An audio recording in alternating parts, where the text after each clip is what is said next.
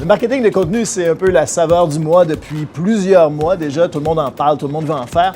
Mais est-ce que c'est toujours pertinent pour les consommateurs? Puis surtout, est-ce que c'est là pour rester?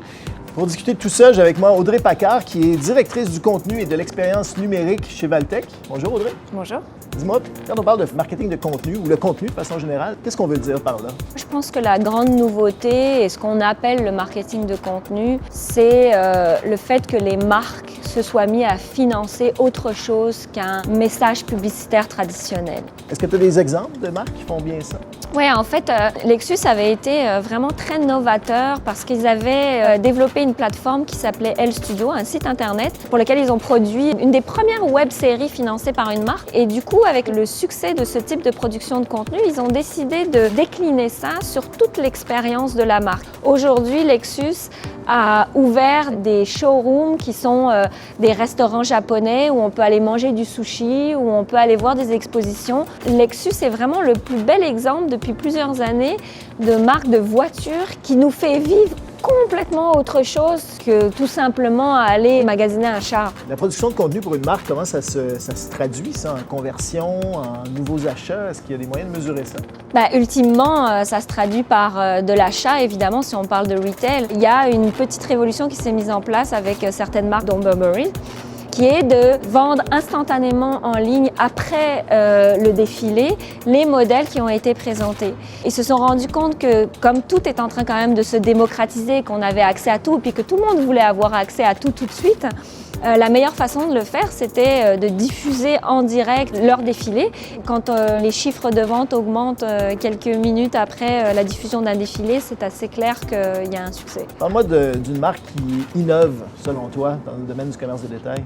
J'ai découvert la marque américaine Kate Spade, qui est une marque de vêtements très girly. Kate Spade avait créé une espèce de série de capsules publicitaires un peu fictionnalisées. Et en fait, la capsule a tellement marché, a tellement eu du succès qu'ils ont décidé de produire une saison 2 de cette série de capsules.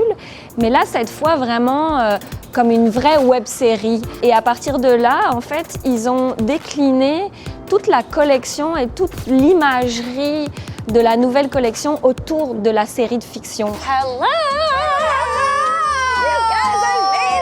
Il y a différents segments de consommateurs, évidemment. Est-ce qu'on s'adresse aux milléniaux, aux générations Y, X, baby boomers de la même façon, à travers les mêmes canaux, avec les mêmes genres d'histoires? Certainement pas. D'abord parce que si on parle des plus vieux, ils ont grandi avec un modèle publicitaire traditionnel justement où on lui montrait le produit. On ne peut plus du tout s'adresser de cette façon-là aux nouvelles générations. Moi, je suis particulièrement fascinée et intéressée par ceux qui ont entre 12 et 20 ans aujourd'hui. Parce qu'ils sont nés avec la technologie greffée en eux. Ils ont envie de vivre les choses autrement, d'être heureux, pas nécessairement de gagner beaucoup d'argent, mais de pouvoir s'épanouir professionnellement. Et donc, ça va être des gens qui vont avoir un grand sens de l'entrepreneurship. Donc là, vraiment, eux, on ne pourra pas leur raconter n'importe quoi. On est dans une période de zéro bullshit.